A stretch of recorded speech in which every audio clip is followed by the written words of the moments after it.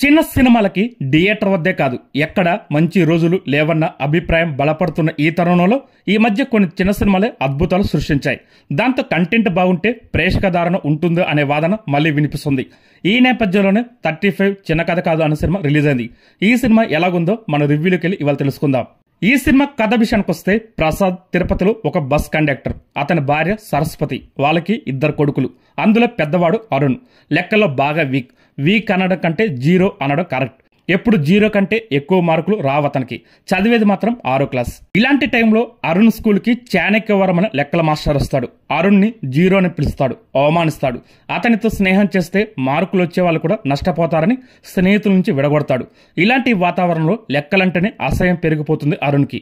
కానీ ఎలాగైనా 35 మార్కులను తెప్పించి తన కొడుకు పాస్ అవ్వాలని కోరుకుంటుంది తల్లి సరస్వతి. ఆమె స్వయంగా లెక్కలు చెప్పాలనుకుంటుంది. కానీ ఆమె 10th ఫెయిల్ అవుతుంది. అయినా సరే పట్టుదలగా తాను నేర్చుకుని కొడుక్కి లెక్కలపై ఆసక్తి కలిగించి ప్రేమగా బోధిస్తుంది.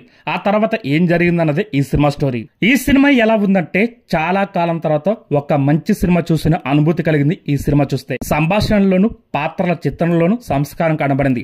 ఇందులో ఏ పాత్ర చెడ్డది కాదు. ఎవరి లెక్కలు వాళ్ళవి, ఎవరి భాగోద్వేగాలు వాళ్ళవి. లెక్కలతో అంకెలతో కూడిన డైలాగులు, ఉదాహరణలు సగటు ప్రేక్షకుని కూడా ఆకట్టుకుంటాయి. అలాగే ఈ సినిమాలో నివేతా థామస్ కి సాయపడే పాత్రగా గౌతమి కనిపిస్తుంది తప్ప ఎమోషనల్ గా కంట్రిబ్యూషన్ అందించలేదు. ప్రియదర్శి పాత్ర కూడా పూర్తిగా పాకాన పడలేదని చెప్పాలి.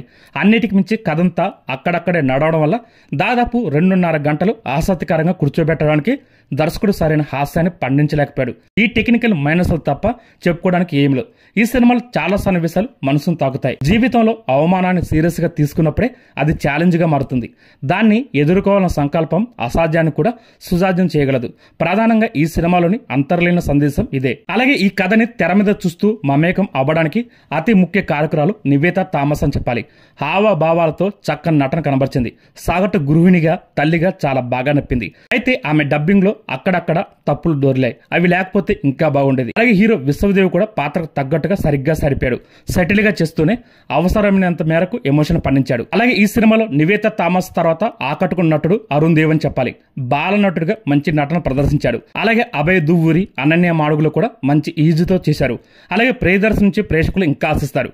ఇక్కడ అతను చేసిన సరిపోలేదని చెప్పాలి. భాగ్యరాజ, గౌతమి వారి పాత్రలు ఓకే అనిపించారు. టెక్నికల్ గా సంగీతం, పాటలోని సాహిత్యం కూడా చాలా బాగుంది. కథను నడిపే విధంగా ఫీల్ అందించే రీతిగా ఉన్నాయి.